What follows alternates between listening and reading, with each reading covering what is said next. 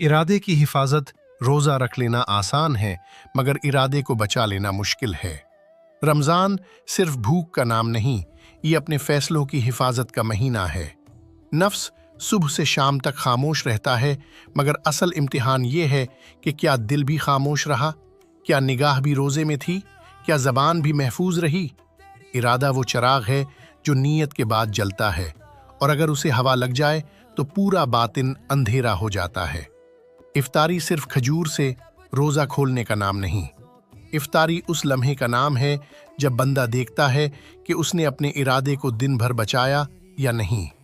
अगर इफ्तार के वक्त दिल में शुक्र हो, आंख में नरमी हो और ज़बान पर दुआ हो, तो समझ लो इरादा सलामत रहा। रमज़ान हमें ये सिखाने आता है कि भूख से ज़्यादा अपने बातिन की हिफाजत ज़रूरी है। जो इरादा बचा लेता है वो खुद को बचा लेता है, और जो खुद को बचा ले वो रब के करीब हो जाता है। #मन मुर्शिद।